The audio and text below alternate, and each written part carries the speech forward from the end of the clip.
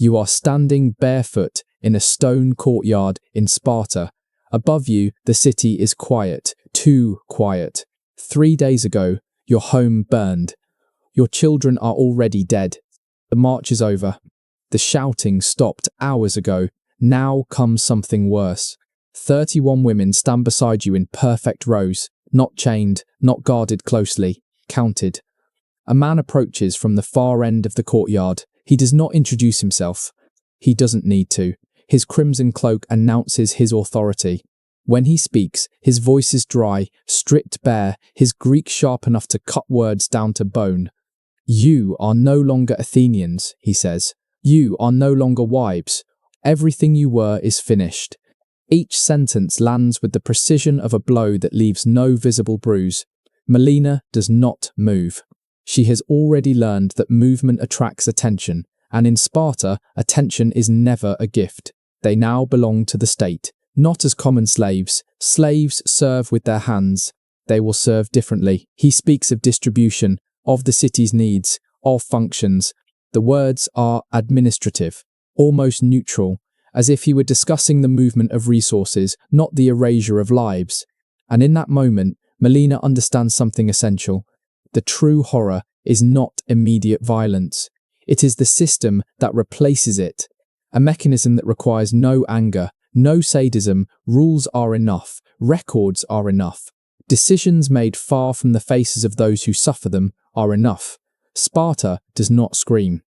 Sparta classifies. The man turns and walks away without waiting for acknowledgement. The silence thickens. The Spartan women step forward and begin separating the group with calm efficiency. Melina feels herself crossing an invisible threshold, not into chaos, but into something far worse. A machine that already knows what to do with her. No voices are raised. They don't need to be. Their gestures are brief and exact, like signals memorized long ago. The women are divided into equal groups, 8 in each, and led toward different buildings lining the courtyard. Melina walks with her eyes lowered, counting her steps, forcing her thoughts into order. In Sparta, she senses that thinking too much is a dangerous luxury. The building they lead her into is austere, built of bare stone with no ornament, no symbol. Inside, the air is cool. It smells faintly of clean water. There are no chains, no screams. That absence unsettles her more than either would have. A woman waits beside a stone table and a vessel. Her face shows neither curiosity nor rejection, only function. When she speaks, her tone is neither kind nor hostile. It is the voice of someone who has repeated the same task too many times to retain emotion. Melina understands without being told. She must comply before being asked. She has already seen how this place works. Here, resistance does not halt the process. It only slows it and makes it more uncomfortable. She answers each question in a steady voice, as if every response buys a few seconds of calm. The woman marks symbols onto a wax tablet. She does not explain their meaning. She does not need to. In Sparta, knowledge belongs to those who govern, not to those who are governed. When it is finished, Melina is led to a shared room. Other women sit in silence. Some stare at the floor. Others study the walls, as if searching for cracks that do not exist. No one speaks. Silence becomes a shared language, a form of protection. That night, food and water are brought. Enough. Carefully measured. Melina notices the precision and understands something more about the system enclosing her. This is not careless cruelty. It is selective care. What is useful is preserved. Everything else is expendable. Sparta does not waste resources, and now she is one of them. As she lies awake on the hard bed, memories intrude uninvited. The smell of smoke clinging to her hair, ash still on her tongue as if the fire followed her. 72 hours ago, she was the wife of Hippocrates, the Athenian strategist at Diala, mistress of an orderly household, mother of 2 children who now exist only as an unbearable absence. That life feels distant, as if it belonged to someone else. Here, her name barely matters. What matters is what she represents, what she can offer, what she can produce. She remembers the stories Athens told about Sparta, exaggerations meant to explain their enemy's strangeness. stories that no longer seem exaggerated. Not because everything here is brutal, but because everything is inevitable. Every step was decided before she ever took it. In that silent space, Melina realizes she has entered a city that does not improvise destinies. At dawn, Melina wakes before anyone calls for her. She hasn't truly slept. Her body remained tense, alert, as if it learned in a single night that complete rest is a risk. Light enters through a narrow opening high in the wall. It offers no view of the outside. Sparta offers no views, only functions. The women are led out again, one by one, into rooms identical to the night before. In Melina's room, there is a stone table, a vessel of clear water, a low bench. The older woman returns, this time accompanied by a younger one. There is no hurry. There is no pause. Everything unfolds with the calm precision of a ritual repeated for generations. And whatever comes next has already been decided. The questions continue. They are not inquisitive. They are technical. Data is recorded. Cycles are noted. Backgrounds are reduced to silent numbers. Melina answers without protest. She has already understood that here neither consent nor resistance is required, only cooperation. When the wax tablet fills with markings once more, Melina senses that something final has occurred, even though she cannot yet name it. She has not been judged. She has not been condemned. She has been classified. As she is led from the room, she hears muffled sounds drifting from behind other doors. No words, only restrained emotion. Sparta does not require shouts to impose its will. Control is exercised through anticipation. Each woman imagines her own fate, and that private imagining proves more effective than any explicit threat. Back in the inner courtyard, Melina studies the architecture with new awareness. Everything here is built to last. Nothing is built to comfort. The stones are not beautiful, but they endure. Sparta does not construct to please. It constructs to remain. The same principle applies to people. Those who fit the structure are preserved. Those who do not are corrected, reassigned, or removed from the calculation altogether. When a Spartan woman approaches and instructs her to follow, Melina rises immediately. She has already learned the most important rule of this place. Those who hesitate are lost. As she walks, she makes a decision so small it barely registers as thought. Sparta may control her body, her time, her immediate future, but it will not fully control her mind. That fragile decision, barely formed, barely named, becomes her first act of resistance. To understand what is about to happen to Melina, it is necessary to step backward in time. Long before she ever stood in this courtyard, Sparta was not born an anomaly. It became one through accumulated decisions, made under pressure, justified by fear, refined by generations who learned to live without alternatives. Centuries earlier, Sparta conquered fertile land. It could not govern without constant anxiety. The subjugated population was large, persistent, impossible to absorb completely. They lived beside their conquerors, working the soil, preserving memory and resentment. From that moment, the city learned a lesson that would define it. Survival would depend on control, not consensus, not persuasion, control. This need reshaped every aspect of Spartan life. Childhood ceased to be a space of protection and became a phase of preparation. Family yielded to the collective. Affection became a liability. Anything that did not reinforce dominance was reduced or removed. The body ceased to belong to the individual. It became a resource managed by the city, not through personal malice, but through systemic coherence. Over time, that coherence was praised as virtue. Spartans learned not to doubt, not to question, not to require explanation. Doubt was seen as a crack through which chaos could enter. Critical thinking was replaced by ritual. Ritual hardened into habit. And when a practice becomes habit, it stops appearing cruel. It simply is. Melina, seated now on a stone bench, becomes the result of this logic. She is not hated. She is not punished for being an enemy. She is absorbed into an ancient calculation, one that determines who serves, how they serve, and for how long. Melina does not yet understand every detail of this system, but she feels its weight, in the way she is watched, in the precision with which she is moved, in the total absence of explanation. The training Sparta imposed on its children sought more than strong bodies.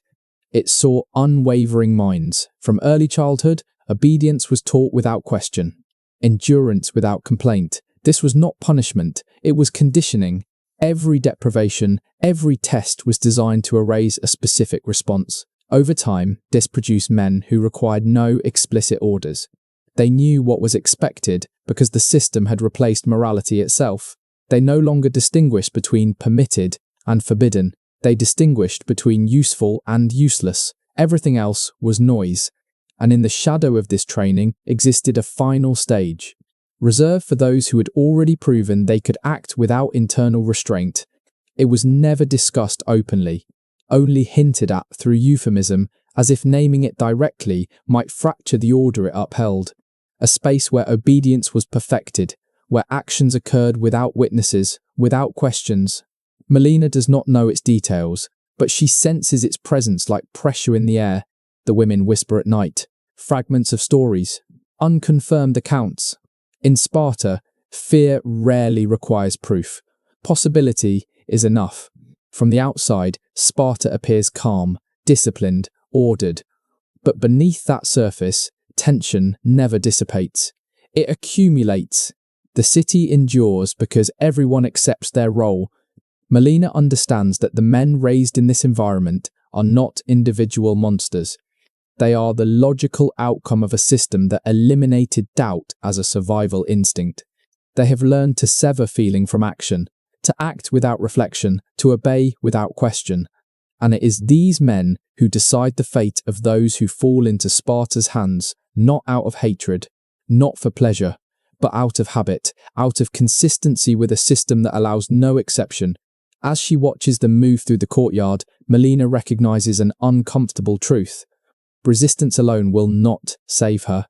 To survive here, she must understand the system well enough to anticipate it. She must learn to think the way Sparta thinks, without becoming it entirely. The woman who enters the room does not present herself as a guard or a caretaker.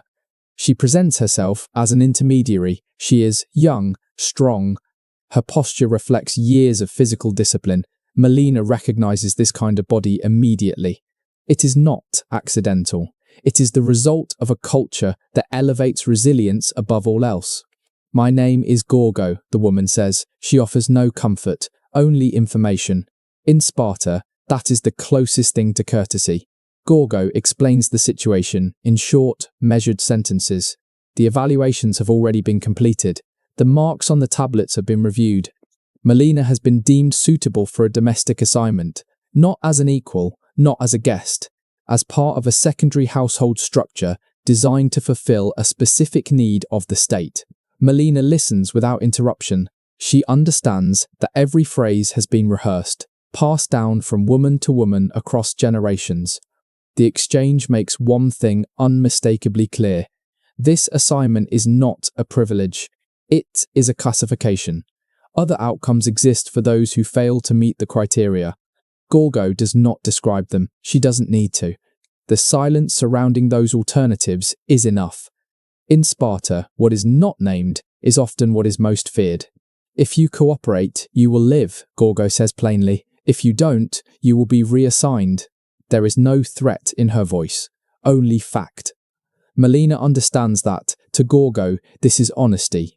There are no promises, no apologies. In that moment, Melina realizes something unsettling.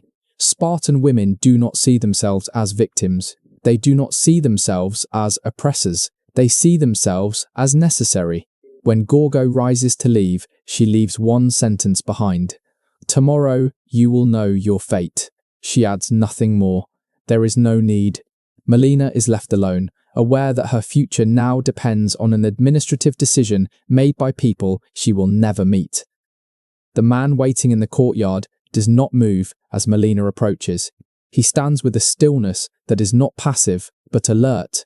He is not young, but his body retains the density of long training. His face shows no curiosity, no impatience, only evaluation. His name is Cleomenes. She does not speak it. She knows it from the way Spartan women adjust their posture in his presence, from the subtle shift that follows men accustomed to authority without announcement. He is a full citizen, someone who has endured every stage of the system and survived. In Sparta, that alone confers power. Cleomenes speaks without warmth. He does not mention feelings or expectations. He speaks of continuity, inheritance, domestic stability. Melina answers carefully. She is neither submissive nor defiant. She has learned that extremes invite suspicion. She speaks plainly, without ornament, mirroring Spartan restraint. The adjustment is noticed. Cleomenes inclines his head slightly. In Sparta, the smallest gesture can signal acknowledgement. In the days that follow, Melina begins to notice a pattern. The nights are predictable, mechanical. The days, however, are not. Cleomenes returns at irregular hours.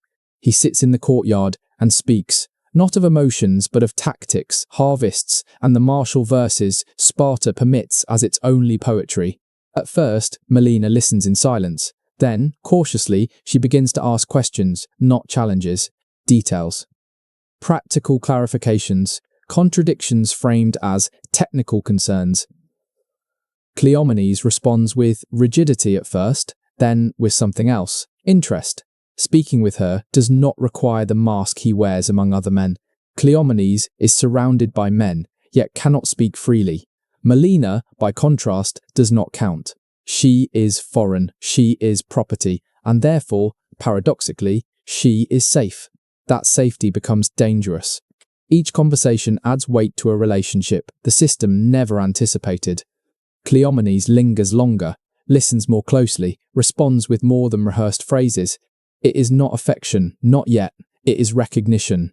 And in Sparta, recognizing the humanity of another is the first step toward transgression. Melina is not naive. She knows Cleomenes will never openly challenge the order that shaped him. But she also knows she has found something rare. A man trained not to feel, beginning, slowly, to remember how to think. And that memory, fragile and quiet, could become either a threat or an opportunity. The summons arrives without warning. Two men escort Melina through streets she already recognizes, not through familiarity, but through repetition. Sparta does not change. That is its promise, and its threat. As they pass, women pause in their tasks. They look, they calculate. No one asks where Melina is being taken.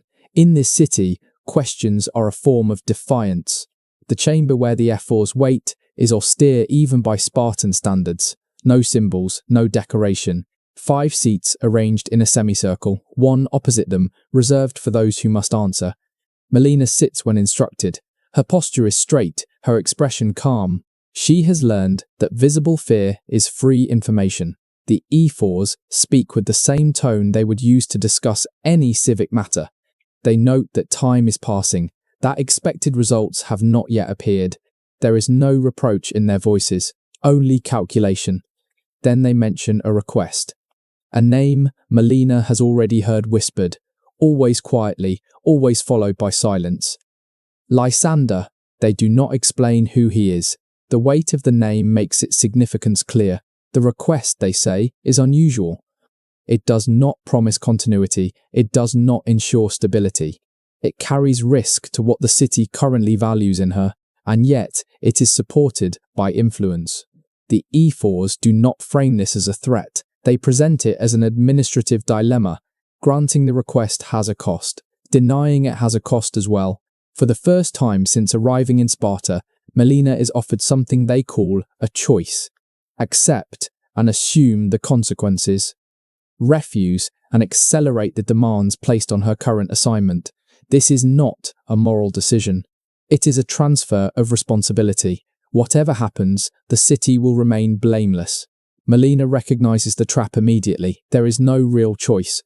Both paths lead to loss, only by different routes. But she also recognizes something else. The fact that she has been consulted at all means her status has shifted. She is no longer entirely expendable. Not yet secure, but no longer invisible. She answers without raising her voice. She chooses to remain where she is. She chooses the path she understands, however narrow it may be. The ephors nod. As if this response confirms an expectation, They remind her that time continues to move, that the city is watching. Then she is dismissed. No ceremony, no farewell. That night, when Melina returns to Cleomenes' house, she knows the margin for error has shrunk. Her survival no longer depends solely on obedience, or even comprehension. It depends on anticipation. For the first time, she begins to think not only about enduring the system, but about shifting its balance, even if the cost is transformation in ways she never imagined. Cleomenes' house offers no safety. That night, when Cleomenes enters, Melina notices a change in him, not exhaustion, not anger, unease. He has been informed. Not of everything, but enough to understand that the equilibrium they had found is unstable. They speak little. The silence between them carries more weight than words. Finally, Cleomenes says what neither of them can avoid. The margin has narrowed. The city does not wait forever. Every assignment must justify itself. Melina listens without interruption. She cannot afford passivity anymore. Not now. That night, for the first time since arriving in Sparta, Melina acts differently, not in submission, but in calculated participation. She does not attempt deception. She accelerates what the city already demands. She understands with brutal clarity that her body has become her argument, and delaying that argument would be surrender. The days that follow tighten into a monitored routine. Consultations, adjustments, recommendations delivered as technical instruction. Melina follows each precisely, not from blind obedience, but because she understands that every action is evidence. Cleomenes, meanwhile, begins to change in ways others notice. He is more present, more attentive, not only in the household, but in public. He defends his investment using the language the system respects. Efficiency, resources, future value. He does not speak of Melina as a person, he speaks of her as an asset. The protection is imperfect, but it is real. Melina registers each shift carefully. Every defense adds a layer of safety and draws new attention. As pressure builds, Melina arrives at a realization that turns fear into resolve. Survival will not come from compliance alone. It will come from creating dependence. It is not enough to be useful once. She must become indispensable.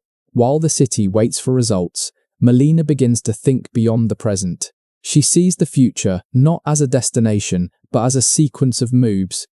Each decision will determine not just whether she lives, but how and under what conditions. Sparta believes it has reduced her to a function. Melina begins to see that even within that reduction exists a narrow margin, almost invisible, but real. She decides to occupy it, not through open defiance, but through deliberate survival. Because in a city that turns people into cogs, fitting in does not always mean surrender. Sometimes, it means preparing for the precise moment when one misaligned piece can halt the entire machine.